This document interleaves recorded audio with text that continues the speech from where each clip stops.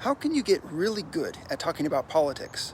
A lot of people would love to be able to express their ideas more clearly, more competently, more confidently. Well, one thing that you ought to do if you're going to be discussing politics is take into account just how serious of a topic this is. You're discussing the question of what other people will be allowed to do or not do. And what are the consequences if they don't do a certain thing? They've broken the law and they'll be punished by force. So keep in mind the weight of a political discussion is, I believe that if you disagree with this, there should be a policy, and if you take some action that violates that policy, you're going to be behind bars, or you're going to be fined, or you're going to be even shot. That is what political discussions are about. Now, before you can get good at these kinds of discussions, you need to ask yourself, what is a government? And ask yourself that on the deepest level. A lot of people would say that the purpose of a government is to organize the people. But why do people need organizing? And why do people need organizing in that specific form? What is it that a government organizing does that, say, a company organizing does not? That will give you a clue to what the specific nature of the government is. It'll also tell you why we need a government. So those are the kinds of starting questions to ask. Why do we need a government? What should it be able to do? Get that at your foundation. The need for a government arises because there is the potential for people to have conflicts with each other about their property, about their right to their property, or about perhaps their right to their own life or limb.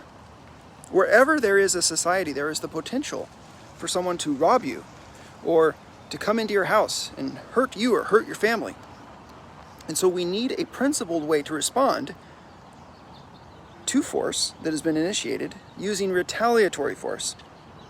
Now, if there were no threat of force, there would be no need for this specific kind of human institution, this idea of a government. If there were no initiating force, we could work out our disagreements. We could build things together by uniting in the form of companies and projects, cooperatives. But the one thing that a government does that a company doesn't is it has the ability to put people in jail or to shoot them dead.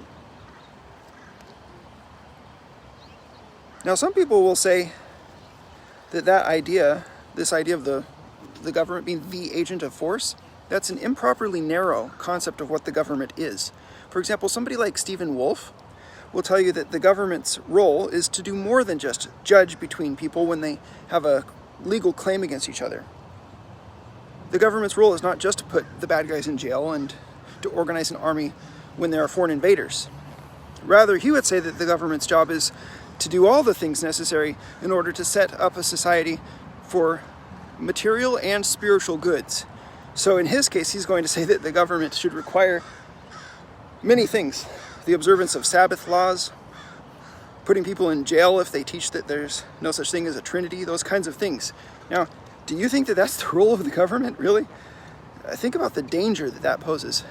The principled way to think about what the government's role is to see it is uniquely suited to do only one thing, and that is to kill. To threaten the use of force, ultimately to kill. That's what the government will do in whatever domain that it enters. It will eventually cause destruction. Now, there is a place for destruction in human life because some people need to be destroyed. Some people are villains and they must be stopped by force. But when you realize that the government's mode of existence is force, then you'll realize that there's a limited realm in which it's proper for the government to exist. There are limits. We call it a limited government. Constitutional monarchy or a constitutional republic. These are ideas of a limited government. I propose to you that in those areas where people can build things and flourish and live by mutual agreement, there is no special need for the government to come in and initiate force, for example, by taxing people and saying, here, we're going to build this thing. Typically, when you have a government that's capable of doing those kinds of things, what you have is a tyranny. What you have is someone building pyramids on the back of slave labor. I mean, after all, in the Bible, think about Samuel, what he said about the king. What was the king going to do? The king was going to come in and tax the people at 10%, and that would be making them into slaves. That's what Samuel says. Just read 1 Samuel chapter 8. If that's what slavery is, how much more is it slavery what we have in the United States today? So the Bible warns against that. 1 Samuel warns against it, but Moses does too. I mean, think about what Moses' role was. He was to judge between the people, and when he appointed the different sub-judges over the different groups of people, it was to judge when somebody had a conflict. The government was to be a judge. And that is the way that you put retaliatory force under objective control. There's a set of laws, standards that everybody understands ahead of time, and then there are judges who will attempt to be objective. And they will make decisions about who needs to be paying who when there's a civil suit or a criminal suit. This is what a government is.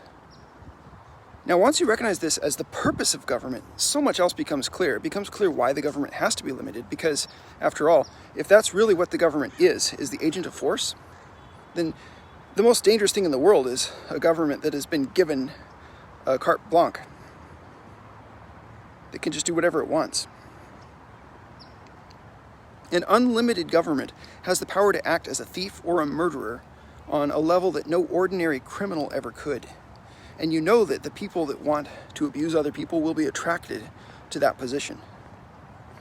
So, not trusting other people is a premise, and we have to build governments on that premise.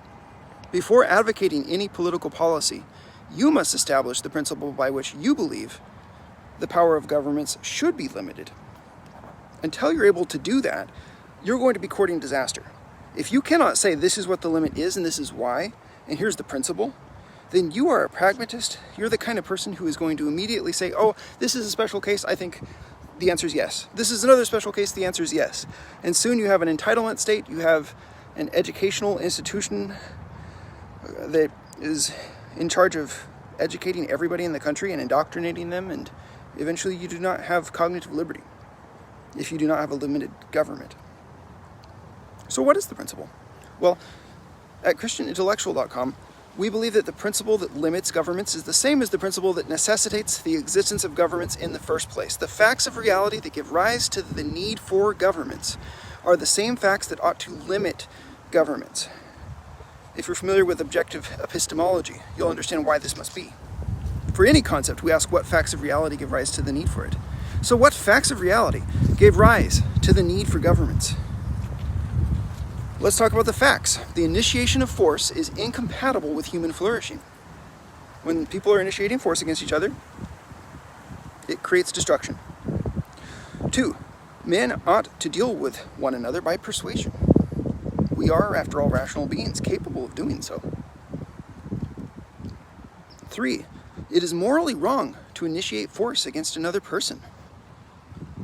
So the earlier point was about the effect on society, but now I'm talking about the moral principle behind it, which is it is wrong to initiate force. Initiating would be not the same thing as retaliating. We're talking about starting force.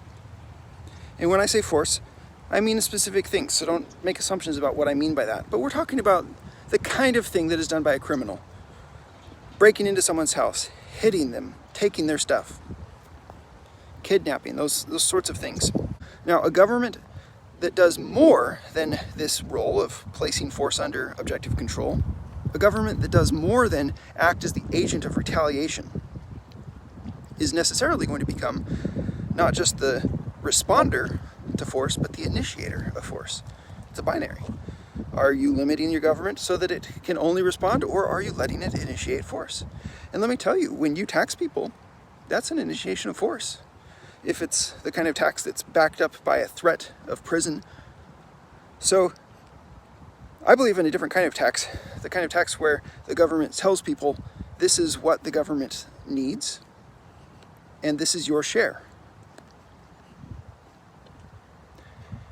And then the people have the opportunity to either pay it or not, and then the government will establish a registry that says these people didn't pay. And so there will be a shunning effect for the people that don't pay, but it ultimately is the choice of the individual.